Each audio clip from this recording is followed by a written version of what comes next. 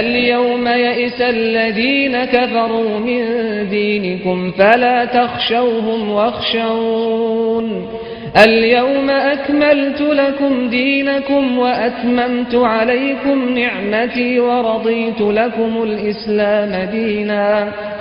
بسم اللہ الرحمن الرحیم الحمد للہ رب العالمین وصلی اللہ علی محمد وآلہ الطاہرین ولعنۃ اللہ علی اعدائہم اجمعین الی قیام یوم الدین. وقال سبحانہ وتعالی وَلَقَدْ بَعَثْنَا فِي كُلِّ أُمَّةٍ رَسُولًا. موضوع گفتگو شرائط نبوت. اب تک ہم نے دو شرائط کی جانب توجہ دلائی.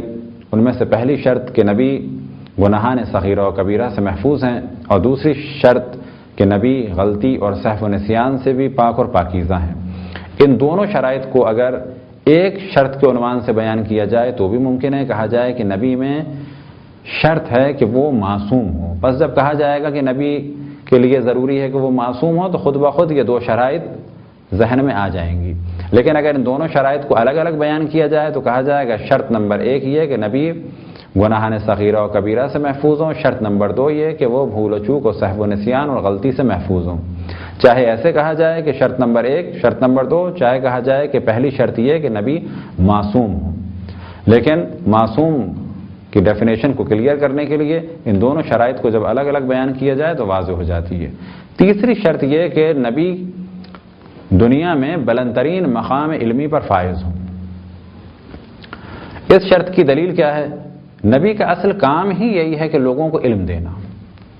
لہذا ہر وہ علم کہ جس کی ضرورت ان کی قوم کو ہے اس علم سے وہ آشنا ہوں، چاہے یہ علم معرفت خدا کا یا کتب کا یا کسی اور موضوع کا ہو، اور چاہے اس علم کا تعلق دنیا سے ہو. لہذا یہ ذہن میں رہے کہ دنیا میں بہت سارے علوم اور فنون کا دار و مدار انبیاء علیہ السلام کی تعلیمات پر ہے. خصوصاً روایات میں کثرت سے اہل بیت علیہ السلام سے نقل ہوا کہ علم طب میں بہت بڑا دخل انبیاء علیہ السلام کا ہے.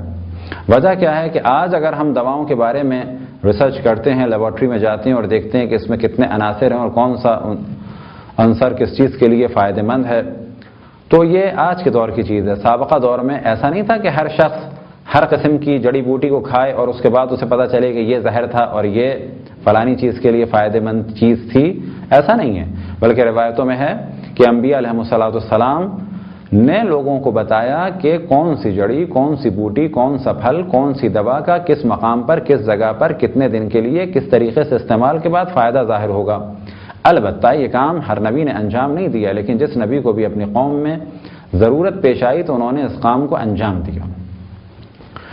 لہذا یہ ضروری نہیں کہ فقط وہ معرفت خداوند تبارک و تعالیٰ، جبکہ معرفت خداوند تبارک وہ کہ سب سے اہم چیز ہے، اور انبیاء علیہ السلام کا جو سب سے اہم کام تھا وہ یہی تھا کہ وہ اللہ سبحانہ و تعالیٰ کی معرفت کرائیں، اللہ سبحانہ و تعالیٰ کو دنیا کے سامنے صحیح طریقے سے اللہ کی معرفت کرائیں اور دنیا کے سامنے صحیح تصور خداوند تبارک و تعالیٰ پیش کریں کہ خداوند تبارک و تعالیٰ کون ہے. خداوند تبارک و تعالیٰ کو پہچانو اور سوئے ہوئے ضمیروں کو جھنجھوڑیں اور یہ بتائیں کہ دنیا کی کسی بھی چیز کو دیکھو تو خود بخود توجہ ہوگی اس کے بنانے والے کی جانب کہ جو اللہ سبحانہ و تعالیٰ ہے. بس علم کے بارے میں جو پہلی شرط ہے وہ یہ کہ علم نبی اللہ سبحانہ و تعالیٰ کی جانب سے ہے. اللہ کی جانب سے آیا فرشتے کے ذریعے سے، یا یہ کہ کسی انسان کے ذریعے سے ہے لیکن وہ انسان بھی نبی ہوگا اور اس نبی کے پاس یہ علم اللہ کی جانب سے ایک فرشتے کے ذریعے سے ہے. امکان نہیں ہے کہ نبی کے پاس علم نہ ہو اور ان کی قوم کا یا غیر قوم کا فرد انہیں علم سے آشنا کرے. بس پہلی شرط علم کے بارے میں یہ کہ اللہ کی جانب سے ہو. دوسری شرط یہ علم ان کے پاس بچپن سے ہوگا، آخر عمر تک رہے گا. یہ اور بات ہے کہ وہ اس علم کو ظاہر نہ کریں، جیسا کہ جناب یحییٰ علیہ السلام کے لیے ارشاد ہوا وَآتَيْنَاهُ حُکْمًا صَبِيًّا کہ جناب یحییٰ کو بچپنے میں نبوت دی، جناب یحییٰ کو احکام سے آشنائی بچپنے میں کرائی. اب یہ اور بات ہے کہ انبیاء علیہ السلام اللہ سبحانہ و تعالیٰ کے حکم کے مطابق الگ الگ عمروں میں اعلان فرماتے ہیں. مثال کے طور پر رسول اللہ صلی اللہ علیہ وآلہ وسلم نے 40 سال کی عمر میں اعلان نبوت فرمایا. لیکن ہمارے عقیدہ ہے کہ آپ صلی اللہ علیہ وآلہ وسلم نے ارشاد فرمایا کنت نبیا والآدم بین الماء والتین، میں نبی تھا اس دوران بھی کہ جب جناب آدم مٹی اور پانی کے درمیانی مراحل میں تھے، یعنی ابھی ان کی خلقت مکمل نہیں ہوئی تھی، لیکن آپ عالم انوار میں بھی نبی تھے، آپ کو اللہ سبحانہ و تعالیٰ کی معرفت تھی، اللہ سبحانہ و تعالیٰ نے اس وقت بھی ان کو نبی بنانے کے لیے خلق فرمایا تھا، اور نبی کی جو شرائط موجود تھیں وہ اس عالم میں بھی ان کے پاس تھیں۔ لیکن جناب عیسیٰ کو اللہ سبحانہ و تعالیٰ کی جانب سے حکم ہوا کب؟ کہ جب آپ اپنی والدہ ماجدہ حضرت مریم کی آغوش میں تھے۔ وجہ کیا تھی یہ اللہ سبحانہ و تعالیٰ کو علم ہے۔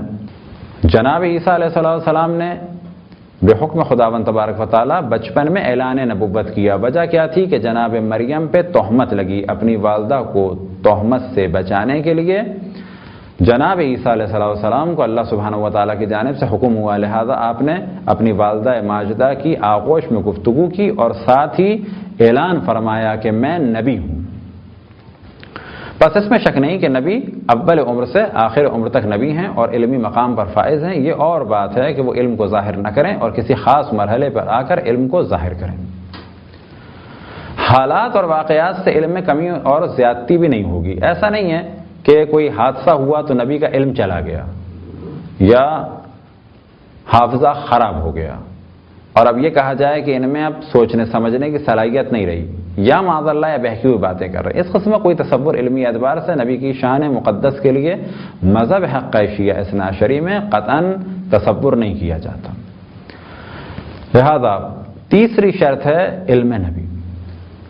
اب جب رسول اللہ صلی اللہ علیہ وسلم کے لیے کہا جاتا ہے کہ آپ امی ہیں، تو یہاں پر اس موضوع کو بھی ذہن میں رکھیں، جب آپ کے لیے کہا جاتا ہے کہ آپ امی ہیں تو مراد یہ ہے کہ جیسے والدہ کے بطن مطہر سے متولد ہوئے ویسے ہی آخر تک رہے، کسی انسان سے بشر سے آپ نے علم حاصل نہیں کیا۔ لہذا امی کا یہ ترجمہ کرنا کہ وہ پڑھے لکھے نہیں تھے اس طرح سے کہ کسی کے ذہن میں آئے کہ وہ معاذ اللہ جاہل تھے، قطعاً گناہ ہے، حرام ہے، بلکہ امی کا ترجمہ کرنا چاہیے کہ وہ مکتب نہیں گئے، کسی کے پاس نہیں گئے، کسی کے پاس بیٹھ کے تعلیم حاصل نہیں کی، جو کچھ ان کے پاس تھا وہ اللہ سبحانہ و تعالیٰ کی جانب سے تھا۔ وہ نہیں لکھتے تھے، وہ نہیں پڑھتے تھے، وہ لکھواتے تھے اور پڑھواتے تھے، لیکن بعض روایات میں ہے کہ ان کے سامنے چیز لائی جاتی تھی وہ پڑھتے تھے۔ لہذا پڑھنا نہ جاننا الگ چیز ہے، نہ پڑھنا الگ چیز ہے، لکھنا نہ جاننا الگ چیز ہے، لیکن نہ لکھنا الگ چیز ہے اور لکھنا جاننا الگ چیز ہے۔ وہ لکھواتے تھے لیکن لکھنا جانتے تھے۔ لہذا امی کا ترجمہ جو ہمارے ہاں مذہب حق شیعہ اثنا عشری میں کیا جاتا ہے کہ وہ مکتب نہیں گئے، کسی کے پاس زانو تلمس ہم نہیں کیے، کسی کے پاس جا کے بیٹھے نہیں، کسی کے پاس جا کے درس نہیں لیا، تو یہ ایک اہم صفت ہے علم کی۔ اور علم ہی وہ صفت ہے کہ نبی کا جو ایک بلند ترین مقام ہے وہ صفت علم کی وجہ سے۔ نبی کے کچھ مقامات ولادت سے قبل کے، کچھ مقامات ولادت سے بعد کے، کچھ فضائل ولادت سے پہلے کے، کچھ فضائل ولادت کے بعد کے، اور ان میں جو بلند ترین فضیلت ہے وہ فضیلت علم ہے۔ اور ہمارا یعنی مذہب حق شیعہ اثنا عشریہ کا عقیدہ ہے کہ جو ہم نے پہلے بھی بیان کیا کہ نبی اپنے دور میں سب سے بلند مقام علمی پر فائز ہیں، کوئی بھی ان سے بلند مقام علمی پر فائز نہیں ہو سکتا، اور اگر کوئی ہے تو وہ انہی کے دور کا کوئی نبی ہوگا کہ جس سے وہ علم حاصل کر سکتے ہیں۔ لیکن رسول اللہ صلی اللہ علیہ وآلہ وسلم اپنے دور میں اور تمام ادوار میں سب سے زیادہ علم رکھتے تھے، لہذا انہوں نے نہ کسی نبی کے پاس اور نہ ہی کسی اور انسان کے پاس جا کر علم حاصل کیا، ان کا سارا علم اللہ سبحانہ و تعالیٰ کی جانب سے تھا، کہ جسے کہا جاتا ہے علم لدنی، سب کچھ اللہ سبحانہ و تعالیٰ کی جانب سے تھا۔ یہ تھی مختصر سی گفتگو شرائط نبوت میں علم کے موضوع پہ۔ خداوند تبارک و تعالیٰ سے دعا ہے کہ بحق محمد وآل محمد ہمیں اپنے رسول، اپنی حجتوں، خصوصاً امام زمان علیہ السلام کی معرفت اور اطاعت کی توفیق عطا فرمائے۔ وصلی اللہ علی محمد وآلہ الطاہرین۔